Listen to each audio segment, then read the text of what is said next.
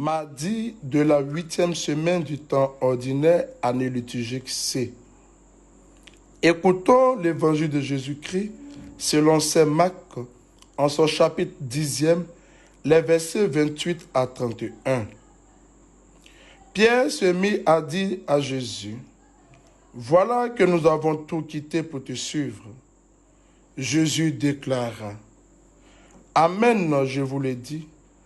Personne n'aura quitté à cause de moi et de l'évangile une maison, des frères, des sœurs, une mère, un père, des enfants ou une terre, sans qu'ils reçoivent en ce temps déjà le centuple, maison, frères, sœurs, mère, enfants et terre, avec des persécutions, et, dans le monde à venir, la vie éternelle.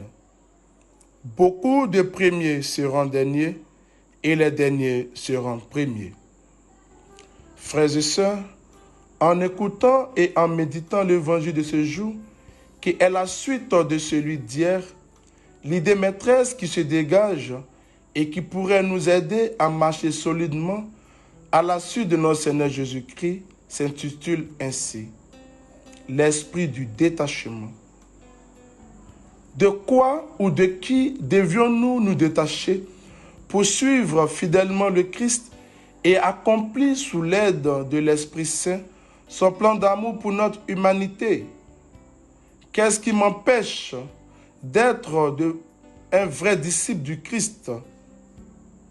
Telles sont les interrogations qui découlent de cette idée maîtresse.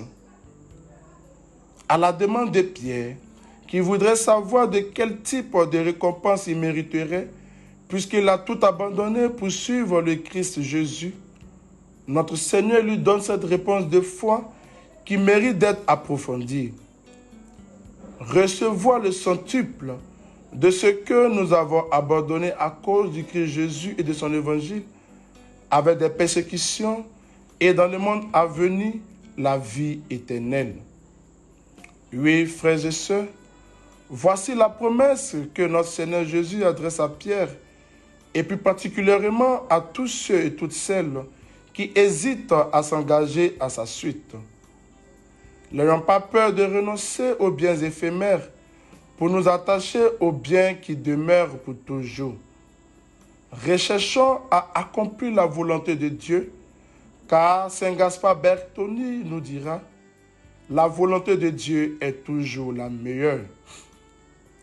Si le disciple du Christ que nous sommes devions être détachés de tout, c'est pour que notre cœur s'ouvre à l'amour du Christ, qui nous unira à tous ceux et toutes celles qui aiment le Christ Jésus et qui nous rendra fidèles dans la persécution.